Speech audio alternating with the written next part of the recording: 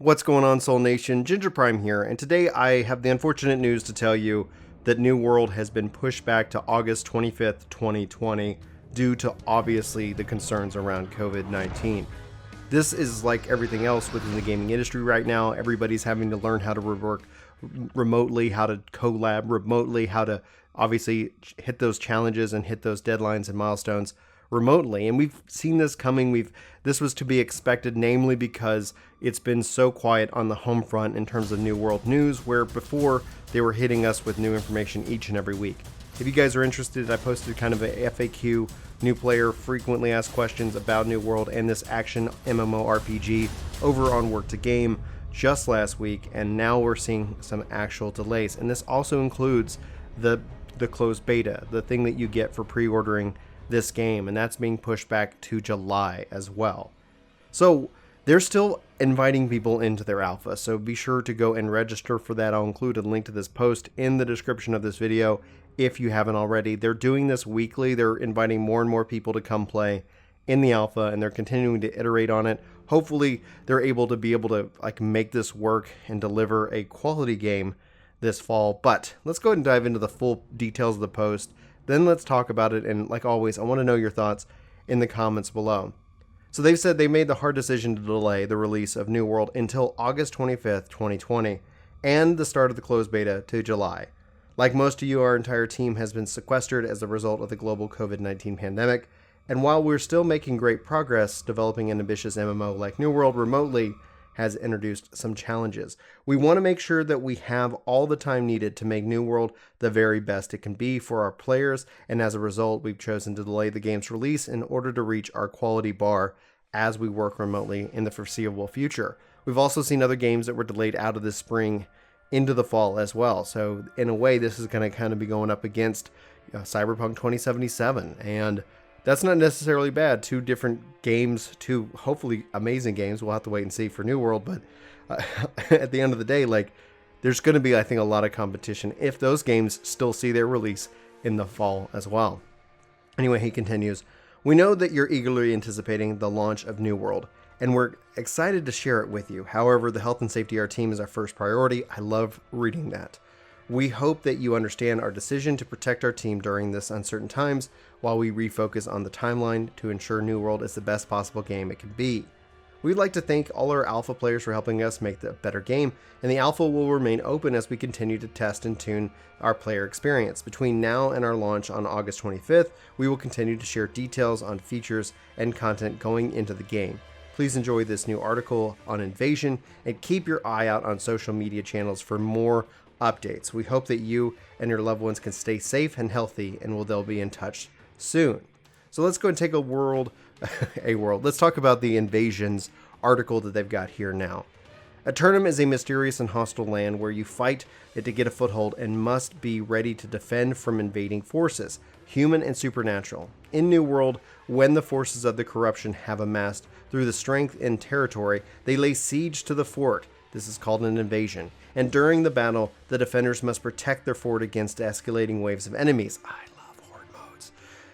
"If the forces defending the fort are successful, the corrupted army is repelled and the battle is won. If, on the other hand, the fort falls, the territory suffers losses, some upgrades, and as crafting stations, fort gates, and fort turrets, the higher the territory level, the more enemies get downgraded, or the more items get downgraded. Post-battle, the corruption retreats to replenish their forces, and the fort resets itself, restoring any structures that were destroyed, so don't spend too long upgrading your territory again, through as invasions occur approximately every 4 days. So how you participate? The day before an invasion, players can sign up for the event and the settlement's town board. The governor of the defending territory can choose 10 heroes to accompany them in the upcoming battle. The remaining 40 slots are randomly selected from players who have signed up to take part in the invasion. Note that the only players at level 50 or above can actually participate in invasions, so this is a little bit higher end content. When an invasion starts and you have been chosen to participate, you will automatically be transported to the fort and your other teammates that provided with 50 battle tokens for a brief period. Players can use their tokens in the armory to better prepare for the fight or save them for later and use during the invasion. Battle tokens can be used on powerful ammunition and potions. incendiary mines, explosive powder kegs, turrets, ammunition, and furthermore, players can earn and use additional battle tokens by performing various actions during the battle, such as killing, repairing, and or healing. And they got some screenshots here showing off the the different utilities that you can purchase and how many tokens or battle tokens they take. So the invasion, it's battle time. After the prepared period, enemies start emerging in the corrupted portals around the fort. This is the first of 8 waves of enemies. So strategy and tactics, especially with battle tokens, come into effect. Don't underestimate your enemies in this battle. You will have to adapt your combat style according to the different kinds of creatures, each with different skills and abilities. Here is a list of some of the creatures. So grunts pose little threat, but when they swarm, they can quickly take down any target. They focus on destroying structures. If you can't reach one of them, they begin to attack players. After a period of time, they start to frenzy, creating fast, intensive, and increased damage while also burning themselves out. We recommend destroying grunts as quickly as possible. Raiders are the shock troops of the invading forces. They are skilled, tough, and well-equipped, and they are more than capable of handling themselves in melee combat. And they focus in on attacking players, but will attack structures if there are no players within range. Snipers hang back and take pot shots at the players from afar. They have prioritized targets on the ramparts, and they are effective at suppressing turrets. They are also evasive, dodging and ducking to avoid player attacks. Bombers are runners with explosives strapped to their back, and they run at structures and then blow themselves up, dealing significant damage. It is highly recommended to take them down using ranged weapons because they explode on death. Brutes are huge hulking beasts that smash structures, and they will occasionally attack players that annoy them, but are otherwise focusing on destroying defenses. Brutes are very tough when requiring multiple players in order to defeat. Bosses can vary, and some are focused on destroying structures while others focus in on attacking players. In addition, some of them apply buffs to other invading forces and debuffs to other players. And you can see some screenshots here of some of these enemy types. They honestly look really good. This game looks gorgeous. The Corrupted will focus in on destroying the gates first, then destroying the fort claim. During the battle, players can use various structures to help defend the fort, such as turrets, droppers, support, and traps. Note that with the wars, only the company that owns the territory can build defensive structures before the invasion commences. Here's more information about each defensive structure. So, you have turrets such as ballista, repeater, and explosives. They provide a means to attack enemies from a safe distance and prevent them from reaching the gates. Droppers are highly effective against infantry, but ineffective against anything at range. The fire dropper pours molten liquid onto enemies below, making it great for defending the gates. Support structures can be used to buff players or debuff enemies, such as the Horn of Resilience that provides a defense buff to all nearby teammates. While the buff is active, your teammates take reduced damage and heal over time. Do not underestimate the Horn, as it can turn the tide of battle if used at the right time. Traps are also deployable defenses that can be placed in the battlefield. Players can obtain them from the armory and use them like any other deployable. Throughout the battle, players can keep a close eye on the in-game details and looking at the information on the top screen, which includes specific player objectives, invasion time remaining, the current wave of attack, and the total waves to be played.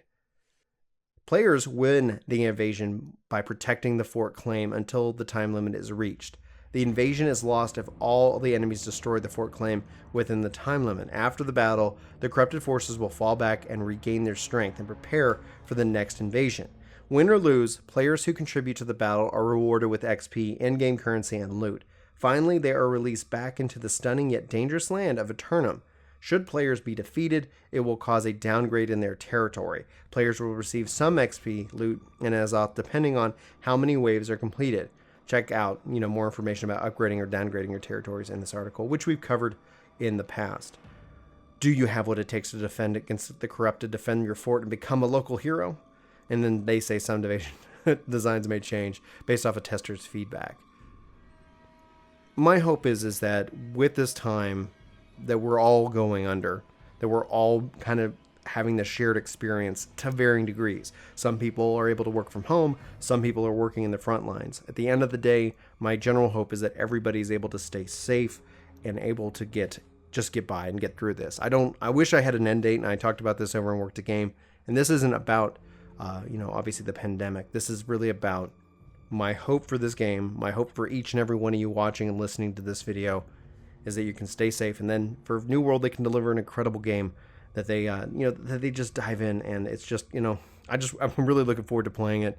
And I've been registered for the alpha, and every week I check to see if I get in. I have yet to get in. Hopefully this means more and more people can come check out the closed alpha, and as it rolls into the beta, we can kind of play around with these different systems, provide feedback, and ultimately, for me, at the end of the day, if this means we get even better controller support by the time August rolls around, then I'm all for it. I was expecting a delay at the end of the day, just expecting a delay, and I'm also hearing rumors that people are concerned that PSO2 might be delayed on PC. I plan on talking about that if I can actually get some real information about it, but it's to be expected, and it's unfortunate, but you know, maybe this is a good time for us to all kind of come together, play some great games that we have access to today, and look forward to hopefully playing some even better games in the future. With all this, I'd love to know your thoughts, and you know, sound off in the comments below. For Ginger Prime Gaming, my name's Brian. Thanks so much for watching this video. I hope you guys have a fantastic day, and I'll see you soon. Take care.